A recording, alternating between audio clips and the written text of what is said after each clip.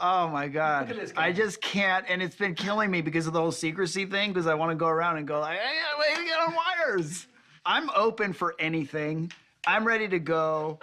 And that's about it, to be honest with you.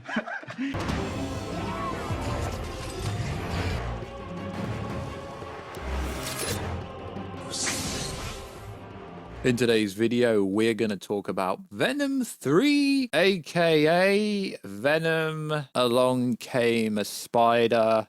I hope that's actually the real title for the movie, but obviously we don't know because everything's on hold because of the actors' strike and the writers' strike. But there is a pretty cool update to do with this movie, kind of. So, yo, what is freaking good, YouTube Warstu? Have you on new around and make sure to subscribe to never miss any of the Marvel, DC, casual, Multiverse, pop culture-based content that I try to do personally on a daily basis. If you could subscribe to the channel, turn notifications on and let me know down below which Spider-Man do you want to be? The Spider-Man of the Venom Sony Spider-Man universe. Should it be Andrew? Should it be Toby? Should it be Tom Holland? Or should they just introduce their own Spider-Man? As we know, they're building up to Spidey-Geddon, which is their version of, I guess you could say, Secret Wars or Endgame in this universe. Hopefully we get a Gwen Stacy, and hopefully they build up a huge universe, which it looks like they're doing, especially based on the new information. So, if you could, subscribe to the channel, turn notifications on, and as we said previously, let us know which Spider-Man do you want to be the Spider-Man of this universe. Also, if you could, check us out on Instagram at Warstu to see the beautiful face behind the beautiful voice. Also, if you could, check us out on x.com, which is actually Twitter, WarstuG, because someone stole my freaking handle. And also, if you could, check us out on TikTok, which is WWarstu, as I'm going to start posting stuff over there very, very soon. So, let's get into this video. So, why is it always the UK Sony account that is trying to tease stuff when it comes to Venom? As we know, Venom 3 is currently expected to come out October next year, which I don't think is going to make the mandate because the writer's strike and actor strike isn't looking like it's going to stop anytime soon. So I actually find this a parody because I think TikTok isn't really any good, but your boy's trying to be over there. We've got 38 followers. If we can get to 100, I might give away the new Spider-Man game, maybe. So I'll try and include it at the start of the video, but if it gets a copyright claim, we'll have to take it away. But I'll still put it up. I mean, if the audio gets a copyright claim, we have to take it away. So Sony posted a TikTok, which was a mash up of Tom Hardy and I'm probably going to pronounce Trophy Grace's Venom fighting.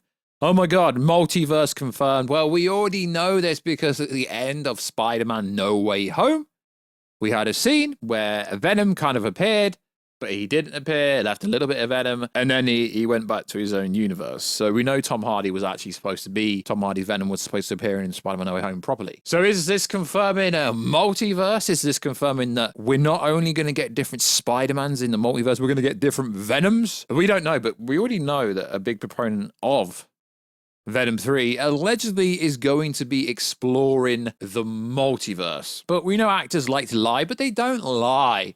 They're under NDA, they're under contract. If you remember famously, Andrew Garfield went on Jimmy Fallon about the leaked images that we covered, etc. He didn't lie, he said, oh, I'm not the werewolf, but he was the werewolf because he wasn't allowed to say anything. So regardless of whatever this marketing means from Sony UK, they are teasing the Spider-Verse in the Venomverse. But I don't actually think it really means anything. I came across it because I was sent it via an X account or Twitter account called Culture Curve or Cave. So it's essentially teasing a fight between them. So what happens is Grace Eddie Brock, aka Venom, says, yeah, I know all about you, with the edit then cutting back to Eddie Brock's replying, I'll be with you. So it's basically an edited scene. So the cut then edits to a shot that makes it seem like the two different variants of Venom are fighting each other, potentially hinting that fans are going to get to see a live-action Venomverse, which may be the largest setup regarding Hardy's No Way Home cameo. It's also fair to assume Tom Holland's Spider-Man will also be getting his own Venom due to Tom Hardy leaving a piece of the symbiote there. And Tom Hardy keeps teasing stuff on his Instagram account and then deletes it really fast. So we know most likely the Venom in the Marvel Cinematic Universe, sadly, isn't going to be Tom Hardy Venom. Although I do believe Tom Hardy Venom would make sense for Secret Wars, but I don't think they're going to have a long-standing Venom that's Tom Hardy in the MCU, sadly. But I hope Tom Holland's version of Spider-Man actually gets his own Venom. So we know they're building up to Spider-Geddon, so they've got to introduce lots of other characters from the Sony Venom universe, whatever they're going to call it. So having different variants of Venom would be pretty cool. Do I think this means anything? Not really. I mean, we've gone over multiple plot leaks for Venom 3, as is interesting, but one of them basically coincides with what happened at the end of the movie. The movie starts with Eddie and Venom returning to the Sony Spider-Man verse after events of No Way Home scene that we got. And a similar bar, but with a different bartender decoration. They're still very drunk and they're set on finding Spider-Man. So Eddie stumbles out on his trip back to mainland America. So if you've seen the behind the scenes filming or leaks, it literally looks like the same sequence that took place upon or inside that movie. So, hell yeah, we'll go over the rest of this plot because it's interesting. Andrew Garfield, Peter Parker, shifts into an alleyway in New York after returning from the MCU. This very well could happen. He's immediately confronted with the run-of-the-mill mugger, which he remarks is the classic New York, and defeats them. The victim runs off screaming for help. When Spider-Man follows up with them and as he exits the alley, swings around the city, he notices something isn't right in this city. It's clear from the public sensational reaction to his appearance that it's not the same name.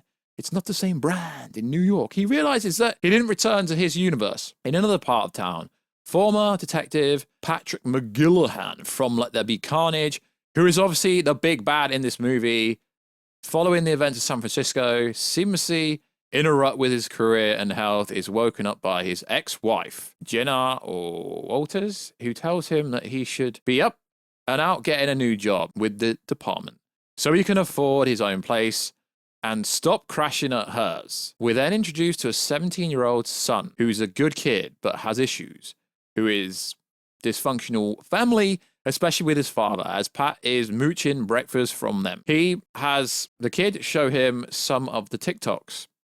Apparently been obsessing over all morning. Amateur footage of Spider-Man apprehending the muggers from this alleyway scene that we spoke about earlier. The kid is an instant fan of the new hero, but Pat isn't for the face. Masked vigilante. Beyond that of the young, average, hard-as-nail detective, he also becomes fetterish and leaves the apartment, speaking seamlessly to himself about finding a monster, though not the one he came back for. He shuffles off on his hunt for Spider-Man. I mean, I don't know if this sounds realistic, but it is kind of interesting. Eventually, as Spider-Man, or Spidey, is getting his bearings in this new universe and wondering how he would get back to his own universe, he's attacked by a new formidable symbiotic threat known as Toxin. Toxin models himself as the twisted, lethal protector charged with riding the world of monsters like Spider-Man. Spider-Man narrowly escapes the savage onslaught, only to cross paths with Venom. Spidey instinctively takes the offense against Venom, who he sees as the only other alien monster similar to Toxin and Venom, whose first impression of Spider-Man is spoiled by the circumstances, and Spider-Man's aggression fights back. However, the battle is interrupted by Toxin, who attacks both Spider-Man and Venom with equally identifying them as both monsters, especially Venom, who Toxin bears special an action against. Spider-Man and Venom call a truce between themselves, and again, narrowly escape Toxin.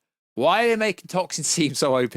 After dealing a stunning blow against him, the duo retreat underground in an abandoned subway tunnel, where they explain each other's story and come to terms with how they basically got there. Venom recognizes Toxin as Carnage's spawn, but also as the 1000th generation of the symbiotic lineage, which means Toxin is not only leagues more powerful than his predecessor, it's always a more powerful being, isn't it? Toxin is at a critical stage of his development that he and Spider need to subdue the spawn and make sure he doesn't cause chaos, essentially. Eddie, this is interesting. Eddie recalls during the fight with Toxin a brief glimpse of the host and realizes it's Detective Patrick McGillihan, which, I mean, that lines up with a lot of the stuff we already know. He's the overall villain. Eddie resolves to find out where he is residing, using his investigating journalism skills as Peter gathers supplies to build weapons to combat Toxin.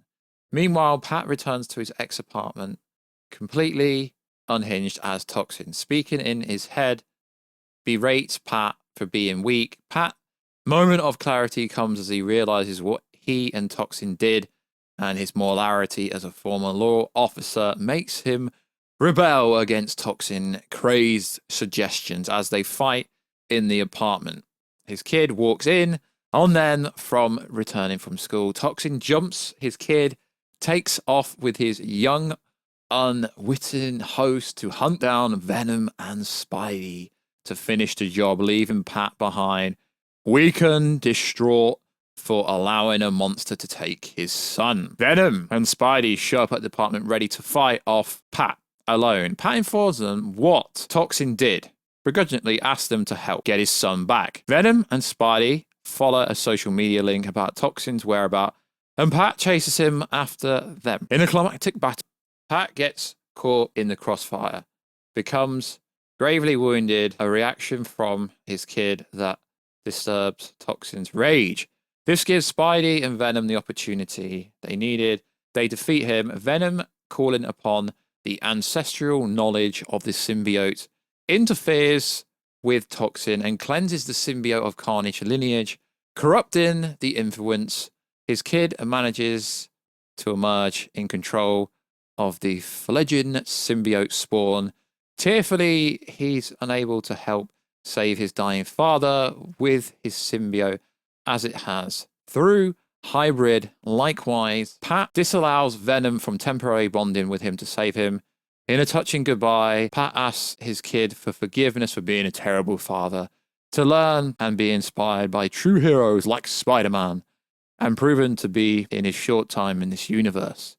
His kid tells Pat that despite everything, even his father was a hero to him. As the dust clears and a new day dawns, Spidey swears to help Pat's son in honor of Pat's final request, as long as he's stuck in this universe. Likewise, Venom, through disavowing himself as a good role model for the kid, Toxin vows to help navigate this situation as the best as they can in their abilities. In turn, Brett promises to keep good on his father's wishes, and the new power to explore the symbiote's hive mind knowledge to find a way to return to Spidey's universe. Spidey remarks that one isn't so bad, that he feels like it could use a Spider-Man in the short term. In the end credit scene, Spidey and Venom follow Toxin's lead as he hunts down the monster he and Pat had originally came to NYC.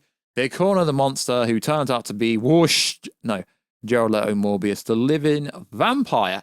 I mean, the funny thing is, this doesn't actually mention who the Spider-Man is once at all. So it did invoke a lot of multiversal properties. I'm not saying it's real, but you know what we do on this channel.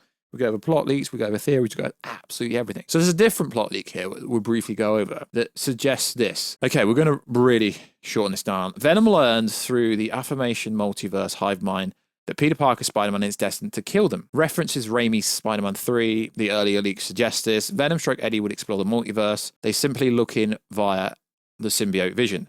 Venom persuades Eddie to kidnap 10-year-old Peter Parker of this universe in order to change their future. But Eddie refuses to hurt him. Eddie / Venom wind up forming a bond with the 10-year-old Peter Parker, and they've got to protect him from Detective Patrick McGillihan, who becomes Toxin, goes absolutely insane, sets out to destroy all monsters, including Venom, for some reason. At one point, Venom exposes the young kid to a normal spider, which bites him and gets an allergic reaction, and they have to take him to the hospital. And there was a leak that actually showed Tom Hardy talking to himself, almost like he was talking to Venom outside of the hospital. So that part could be true, but this is all essentially claiming that this universe is building up to some version of the Amazing Spider-Man 3. It says that Venom 3 is a standalone sequel to Madam Web, which is Madam Web's a movie about 3 Spider-Women protecting a pregnant Mary Parker, unborn son Peter Parker, obviously from a time traveler equals Sims. Madam Web's set in the early 2000s before Venom 1. I don't know if any of this is true, but it sounds very fascinating to me. So like always, guys, let me know, what do you think? We go over everything on this channel, plot leaks, theories, rumors, absolutely, trade breakdowns, absolutely. So like always, guys, check us out on Instagram at Warstu to see the beautiful face behind the beautiful voice. Check us out on Twitter, Warstu, and I'll catch you in another video very soon, guys. Catch you later.